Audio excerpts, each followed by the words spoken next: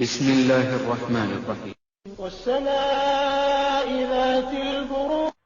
الله سبحانه وتعالى قام بسم الله الرحمن الرحيم سورة البروج والسماء نيد قلو ذات البروج لنني كبنا قمني نياغنيني تجد تربكو يا الله سبحانه وتعالى يموين يا قمني أقرأيدي nga Allah subhanahu wa ta'ala waddembo kulayira n'ekyo kyonna kyaba yagadde mu bitonde bye so ng'ate ffe abantu tetukkirizibwa kulayira okuggyako erinnya lya Allah subhanahu wa ta'ala. walyawmi almaw'udi Allah subhanahu wa ta'ala agamba ndayidde olunaku olulagaane. Allah subhanahu wa ta'ala lwe yalagaanyisa abakkiriza nti lujja kubeerayo olunaku lw'enkomerero, olunaku lw'ekiyama. Allah subhanahu wa ta'ala yatulaganyisa nti obudde bwonna lujja kujja ne bwe buli badde. wal yawmil maw'ud olunaku olulagaane. Allah subhanahu wa ta'ala nga yamanye ekiseera kyalwo ddi lwe lugenda okubeerawo. wa shahidin Allah subhanahu wa ta'ala alayira wa shahidin wa mashhud. ebigambo ebyo ebibiri abamanyi babyawukanamu tafasiri ne zibeera nga za bika bingi. abamu bagamba wa shahidin Allah subhanahu wa ta'ala yali alayira olunaku lw'ejjuma, wa mashhudin olunaku lwa arafa. eyo tafsiri mu tafasiri ezivunulwa mu kigambo oba mu bigambo ebyo.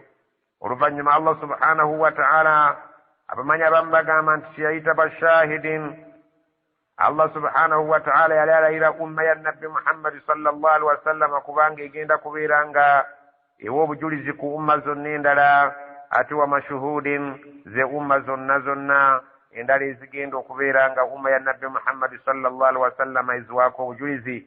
nga Allah wagamba mu aya endala wakadhalika ja'alnakum ummatan wasata litakunu shuhadaa ala nnasi wa yakuna ar-rasulu alaykum shahida. abamu bagamba wa shahidin be bamalayika abatukolako ogw'obuwandiisi be bagenda okubeera nga bawa obujulizi, wa mashuhudin abagenda okuweebwako obujulizi beffe abantu abawandiikibwako emirimu gyabwe emirungi oba emirimu emibi. wallahu a'lam.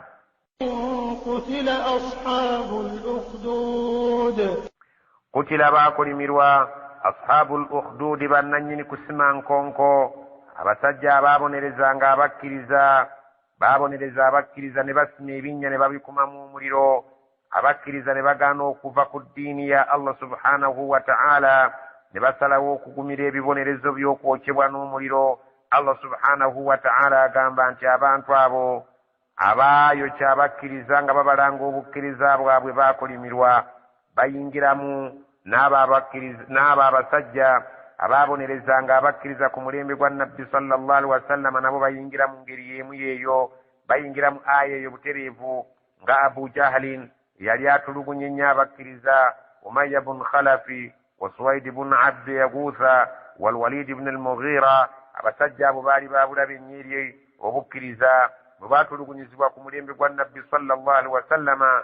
mwalimu omukyali yayitibwanga Sumayya eyali azaala omwana yayitibwanga Ammar, n'omwana Ammar ne Ammar ibn Yasir baabonerezebwanga Bilal ibn Rabaha wa Abu Fukayha wa Khabbab ibn al-Aratti wa Amir ibn Fuhayra n'abalala bangi nnyo. mu bakyala abaabonerezebwanga mwalimu Hamama Bilal maama wa Bilali n'abalala bangi nnyo abaabonerezebwa. abaababonereza Allah subhanahu wa ta'ala agamba nti nabo bajja kufuna ekibonerezo olw'okubeera nti baatulugunya abakkiriza nga tebalina kibabalanga okuggyako okukkiriza Allah subhanahu wa ta'ala.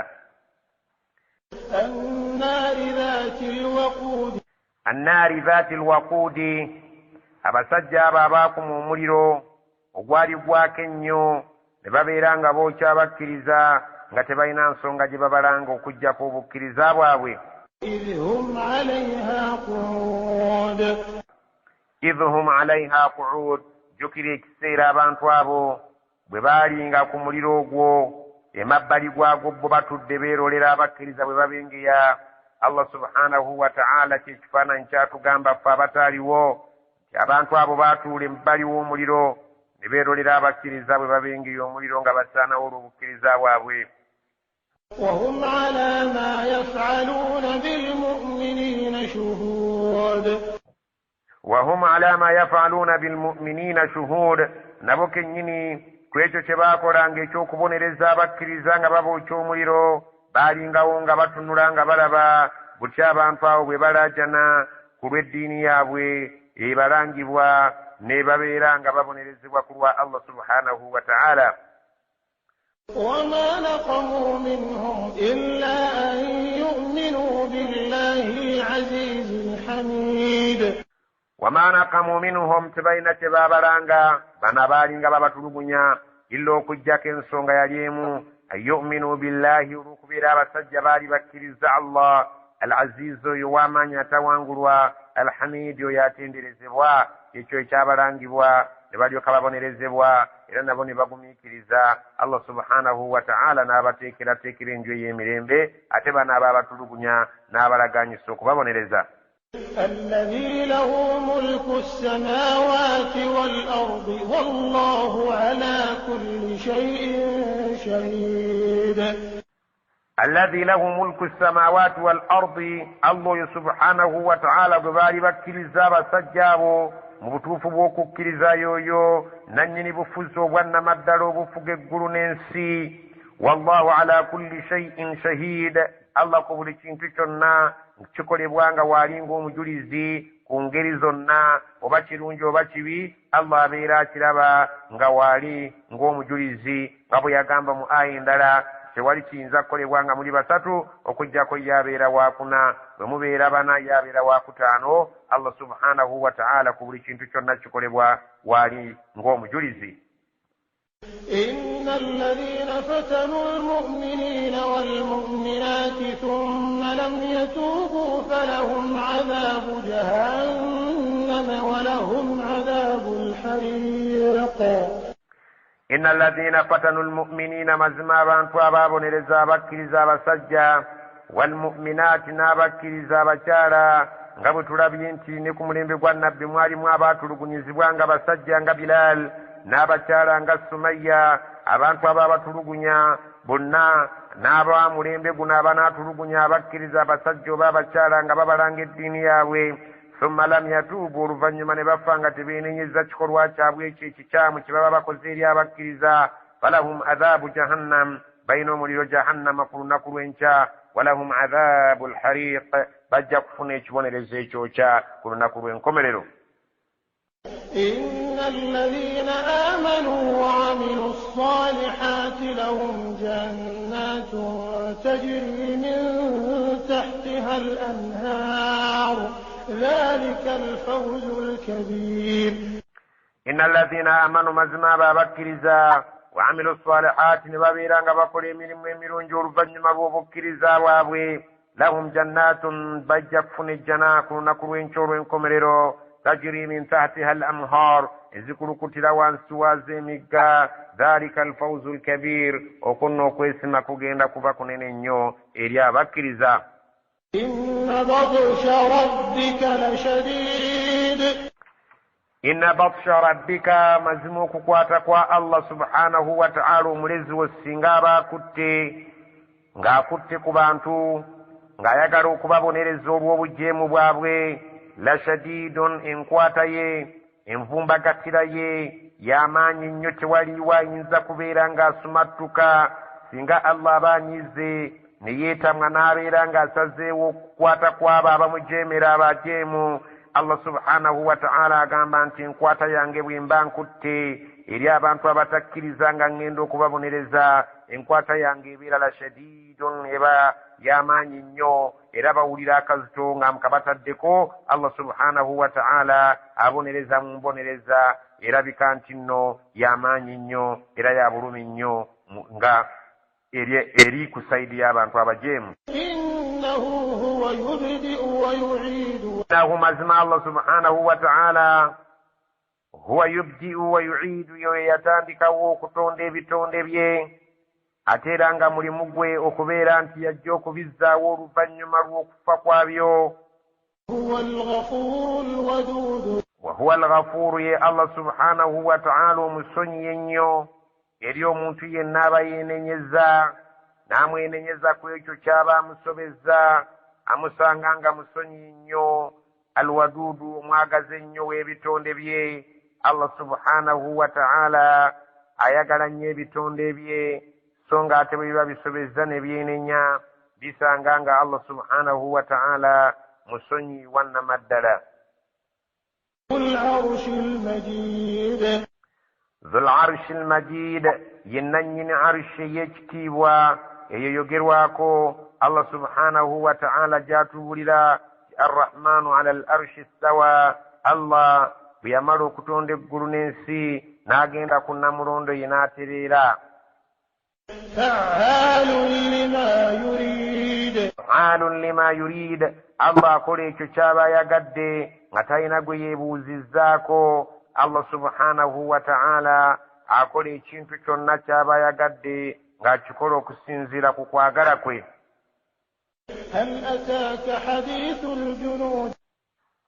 هل أتاك بف يليك توسيك وقل نبي محمد حديث الجنود إنبوزي كواتقنا نابا مجي فرعون وثمود أبا مجي بفراو بيينا نابا ثمود أبا تموام النبي صالح سنغات الفراوي يتموام موسى هارون byali bikutuuseeko nabbi Muhammad sallallahu alaihi wasallam ne bikubuulirwa.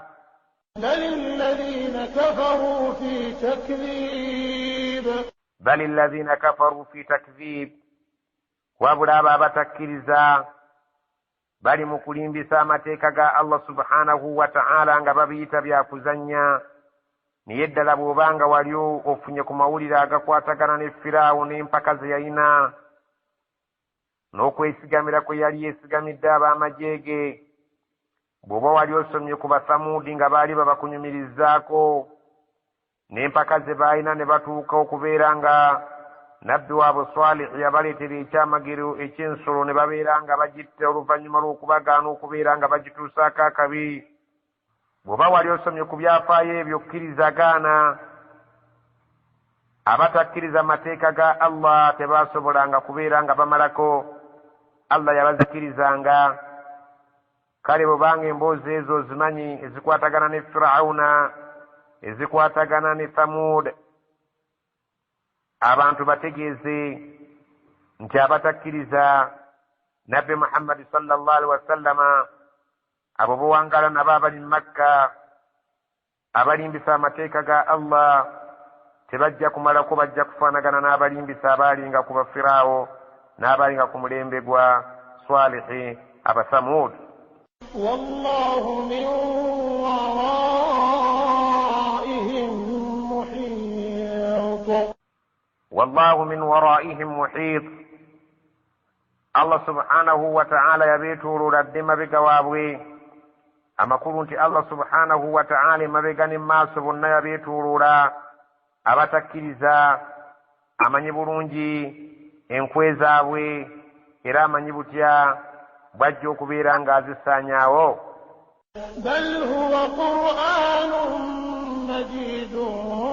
Bal wabula huwa Qur'anun Majid, ekitabo kino kimulaba si kyakusaaga wabula Qur'ani ya kitiibwa kyava eri Allah subhanahu wa ta'ala nga kiyita ku Jibriilu n'akituusa eri omubaka Muhammad sallallahu alaihi wasallam. Muhammad n'akisomera abantu. Si kitabo kya kuniina, si kitabo kya kuzannyirako, si kya kujerega, si kya kuyisaamu maaso, wabula kitabo eky'ekitiibwa. Allah subhanahu wa ta'ala bw'atyo bw'atugamba.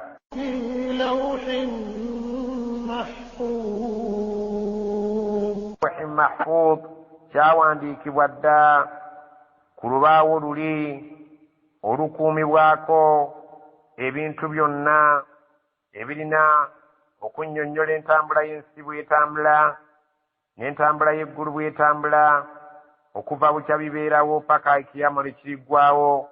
Olubaawo olwo oluliko kajjojjijjoji w'ebintu byonna bikwatagana n'ensi n'eggulu, okuva mu ntandikwa yaabyo mpaka bwe birisaanawo. Allah subhanahu wa ta'ala agamba nti ne Qur'an eno eri ku lubaawo olwo olukuumibwa nga shayitaani tesobola na kulusemberera kubanga luliko obukuumi obw'enjawulo